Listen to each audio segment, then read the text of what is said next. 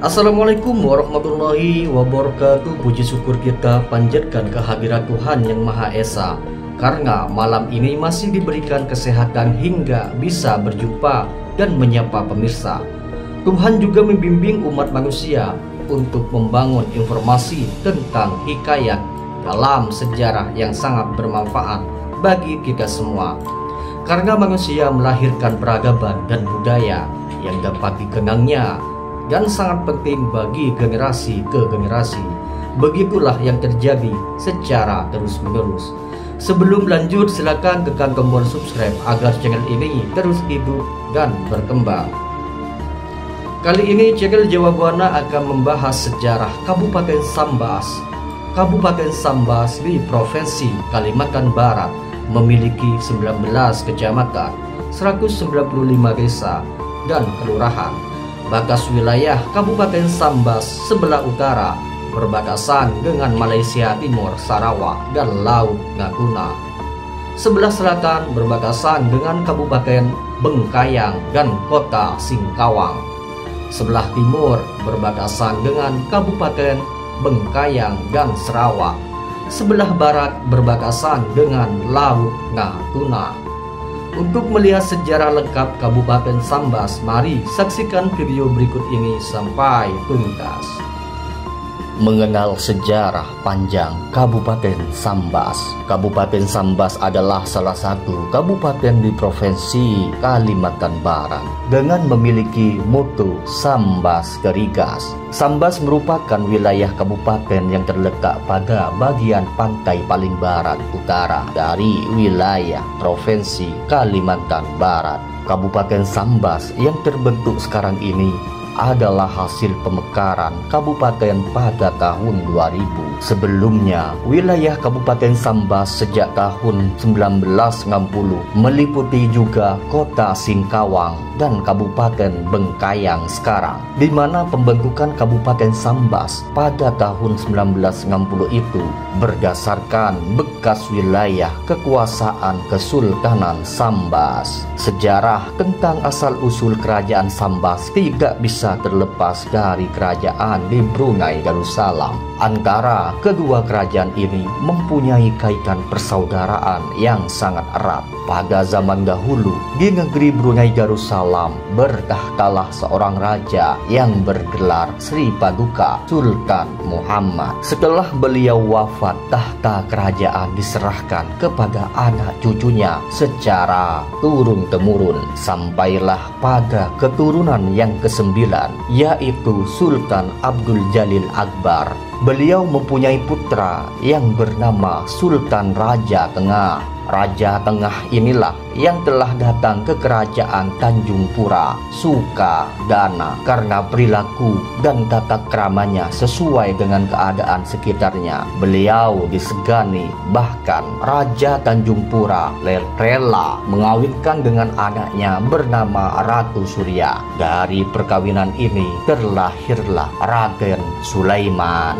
Saat itu di Sambas memerintah seorang ratu keturunan Majapahit yang beragama Hinduisme bernama Ratu Sepuda, dengan pusat pemerintahannya di Kota Lama, Kecamatan Telo, Keramat, sekitar 36 km dari Kota Sambas. Baginda Ratu Sepuda dikaruniai 2 orang putri yang sulung dikawinkan dengan kemenakan Ratu Sepuda bernama Raden Prabu Kencono dan ditetapkan menjadi penggantinya. Ketika Ratu Sepuda memerintah, tibalah Raja Tengah beserta rombongannya di Sambas. Kemudian banyak rakyat menjadi pengikutnya dan memeluk agama Islam. Tak berapa lama Ratu Sepuda wafat, menantunya Raden Prabu Kencana naik tahta dan memerintah dengan gelar Ratu Anom Kesuma Yuda. Pada peristiwa bersamaan, putri kedua Ratu Sepuda yang bernama Mas Ayu Ayu bungsu kawin dengan Raden Sulaiman, putra sulung Raja Tengah. Perkawinan ini dikaruniai seorang putra bernama Raden Boma. Dalam pemerintahan Ratu Anom Kesumayuda diangkatlah pembantu administrasi kerajaan. Adik kandungnya bernama Pangeran Mangkurat ditunjuk sebagai wazir utama, bertugas khusus mengurus pembendaharaan raja, terkadang juga mewakili raja. Raden Sulaiman ditunjuk menjadi wazir kedua yang khusus mengurus dalam dan luar negeri, dibantu menteri-menteri dan petinggi lainnya. Rakyat lebih menghargai Raden Sulaiman daripada Pangeran Mangkurat, hingga menimbulkan rasa iri di hati Pangeran Mangkurat. Suatu ketika, tangan kanan Raden Sulaiman bernama Kiai Satya Bakti dibunuh pengikut Pangeran Mangkurat. Setelah dilaporkan kepada raja, ternyata tak ada tindakan positif. Suasana makin keruh. Raden Sulaiman mengambil kebijaksanaan, meninggalkan pusat kerajaan menuju daerah baru, lalu mendirikan sebuah kota dengan nama Kota Bangun. Jumlah pengikutnya pun makin banyak. Hal ini telah mengajak petinggi Nagur, Bantilan, dan Segerunding mengusulkan untuk berunding dengan Ratu Anom Kesumayuda. Hasil mufakat keduanya meninggalkan kota lama. Raden Sulaiman menuju kota Bandir dan Ratu Anom Kesumayuda berangkat menuju Sungai Selakau, kemudian agak ke hulu dan mendirikan kota dengan ibu kota pemerintahannya diberi nama Kota Balai Pinang. Meninggalnya Ratu Anom Kesumayuda dan Pangeran Mangkurat, putra Ratu Anom yang bernama Raden Bekut diangkat menjadi raja dengan gelar Panembahan Kota Balai. Beliau beristrikan Mas Ayu Krontiko, putri Pangeran Mangkurat. Raden Mas Dumun, putra Raden Bekut adalah panembahan terakhir di Kota Balai. Kerajaan ini berakhir karena utusan Raden Sulaiman menjemput mereka kembali ke Sambas. Kurang lebih 3 tahun kemudian berdiam di kota Bandir. Atas hasil mufakat, berpindahlah mereka dan mendirikan pusat pemerintahannya di Lubuk Magung pada persimpangan 3 sungai, yaitu Sungai Sambas Kecil, Sungai Subah, dan Sungai Teberau. Kota ini juga disebut orang Muara Ulakan. Kemudian keraton kerajaan dibangun dan hingga kini masih berdiri megah. Di tempat inilah Raden Sulaiman dinobatkan menjadi sultan pertama di kerajaan Sambas dengan gelar Sultan Muhammad Safiuddin I. Saudara-saudaranya Raden Badarudin digelar Pangeran Bendahara Sri Maharaja dan Raden Abdul Wahab digelar Pangeran Tumenggung Jaya Kesuma. Raden Bima, anak Raden Sulaiman Kesukagana dan kawin dengan putri Raja Tanjung Pura bernama Putri Indra Kusuma, adik bungsu Sultan Zainuddin, dan dikaruniai seorang putra diberi nama Raden Meliau, nama yang terambil dari nama sungai di Sukadana. Setahun kemudian mereka pamit ke hadapan Sultan Zainuddin untuk pulang ke Sambas. Oleh Raden Sulaiman dititahkan berangkat ke negeri Brunei untuk menemui kaum keluarga. Sekembalinya dari Brunei, Raden Bima dinobatkan menjadi sultan dengan gelar Sultan Muhammad Tajuddin. Bersamaan dengan itu, Raden Ahmad putra Raden Abdul Wahab dilantik menjadi Pangeran Bendahara Sri Maharaja. Wafatnya Sultan Muhammad Tajuddin, pemerintahan dilanjut putranya Raden Meliau dengan gelar Sultan Umar Akamuddin I. Berkat bantuan permaisurinya bernama Utin Kemala bergelar Ratu Adil, pemerintahan berjalan lancar dan adil. Inilah sebabnya dalam sejarah Sambas terkenal dengan sebutan Marhum Adil. Utin Kemala adalah putri dari Pangeran Dipa, seorang bangsawan kerajaan Langga, dengan Ratna Dewi, putri Sultan Muhammad Safiuddin I. Wafatnya Sultan Umar Akumuddin I, putranya Raden Bungsu, naik tahta dengan gelar Sultan Abu Bakar Kamaluddin, kemudian diganti oleh Abu Bakar Tajuddin I. Berganti pula dengan Raden Pasu yang lebih terkenal dengan nama Pangeran Anom. Setelah naik tahta, beliau bergelar Sultan Muhammad Ali Safiuddin I.